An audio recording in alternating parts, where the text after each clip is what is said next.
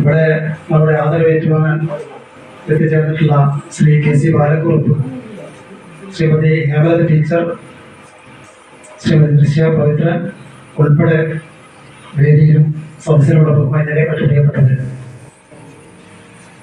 ലളിതമെങ്കിലും വളരെ സുന്ദരമായൊരു ചടങ്ങിലാണ് നമ്മളിന്നിവിടെ സാക്ഷ്യം വഹിക്കാൻ പോകുന്നത്. അതേപോലെ തന്നെ അത് ദൃശ്യപാത്രം ഇവിടെ കുത്തായിക്കുന്ന ഭാഗത്ത് നമ്മളൊക്കെ പണ്ട് പറയാം മന്ത്രി പുസ്തകം എന്ന് പറഞ്ഞവരുടെ നമുക്ക് പറയാവുന്ന ആളുകളാണ്.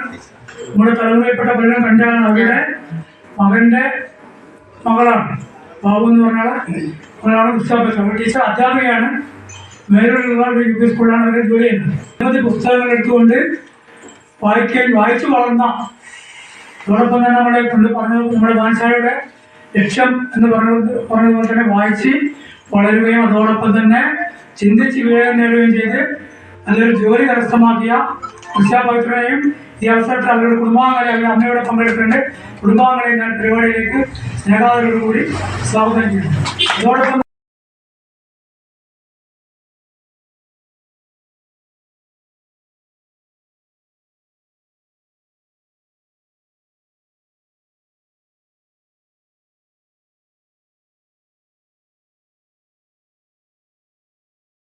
ഇവിടുത്തെ മെമ്പർഷിപ്പ് അച്ഛൻ്റെ കൈയും പിടിച്ച് ആദ്യം ഇവിടെ കയറിയതിന് ശേഷം പിന്നീട് മുടങ്ങാണ്ട് ഒരുപാട് പുസ്തകങ്ങൾ ഞാൻ വായിച്ചിട്ടുണ്ട്. പല പുസ്തകങ്ങളുടെയും പേരോ കഥാകൃത്തോ ആ പ്രായത്തിൽ ആ ഒരു സമയത്ത് ആ കാലഘട്ടത്തിൽ എൻ്റെ മനസ്സിലൂടെ കടന്നുപോയിട്ടില്ലെങ്കിലും ആദ്യം ചിത്രകഥകളിലൂടെ തുടങ്ങി. പിന്നെ ആ ഒരു സമയത്ത് TV-യോ ഫോണോ ഒന്നും നമ്മളെ ഇൻഫ്ലുവൻസ് ചെയ്യുന്നില്ല.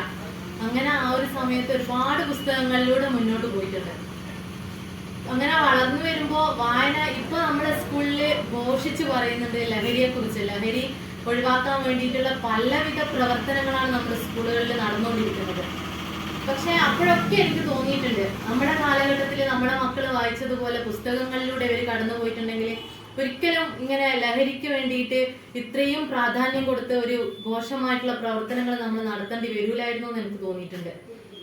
അത്രയും എന്താ പറയാ, നമ്മൾ ഓരോ പുസ്തകം വായിക്കുമ്പോഴും ഒരുപാട് മനുഷ്യ ജീവിതങ്ങൾ അതിലുണ്ടാവും.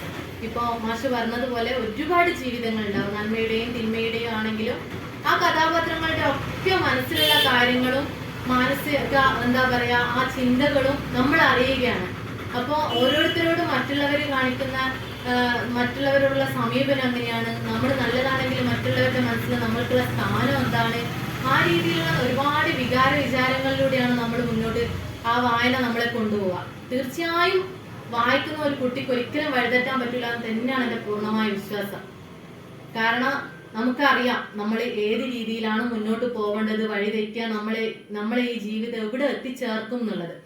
മാഷ് പറഞ്ഞതുപോലെ ശരിക്കും നമ്മുടെ മുന്നിൽ ഒരു പുതുതലമുറ പോലും ഇല്ല എന്നുള്ളത് വലിയൊരു തിരിച്ചടിയാണ്.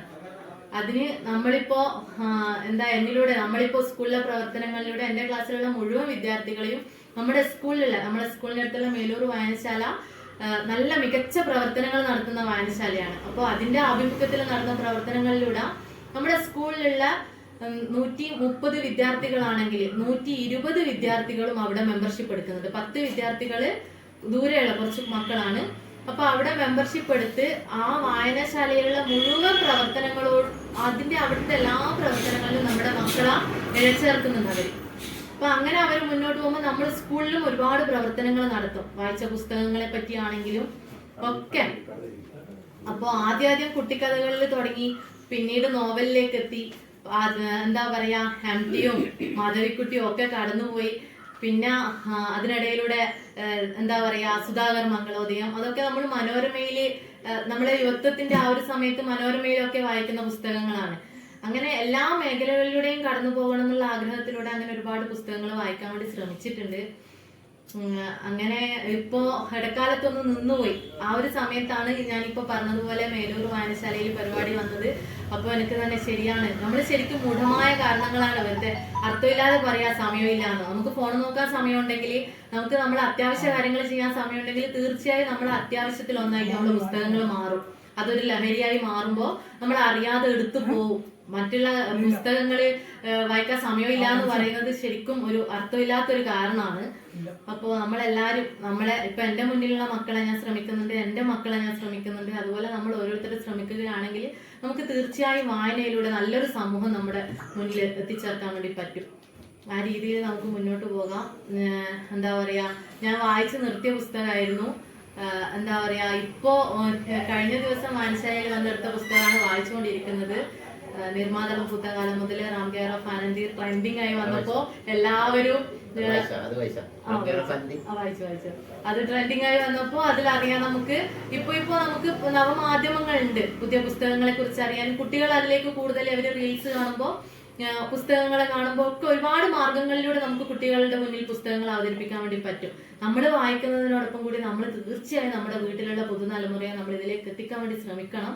അപ്പൊ അതിനുവേണ്ടി ഇതുപോലെയുള്ള പ്രവർത്തനങ്ങൾ നടത്തുന്ന നമ്മളെ സ്കൂളിന്റെ പരിസരത്തുള്ള വായനശാലയാണെങ്കിലും ഇതുപോലെയുള്ള ഒരുപാട് പ്രവർത്തനങ്ങൾ നടത്തുന്ന ഇതിനു വേണ്ടിയിട്ട് ഒരുപാട് പരിശ്രമിക്കുന്നത് ശരിക്കും ലൈബ്രറിയന്മാർ തന്നെയാണ്. അവർ അവരുടെ സമയം നമുക്ക് വേണ്ടി നീക്കി വെക്കുന്നതുകൊണ്ടാണ് നമുക്ക് ഇതുപോലെയുള്ള കാര്യങ്ങൾ അംഗീകാരങ്ങൾ കിട്ടുന്നതും ഇതുപോലെയുള്ള കാര്യങ്ങളിൽ ഏർപ്പെടാൻ വേണ്ടി പറ്റുന്നതും ഒക്കെ.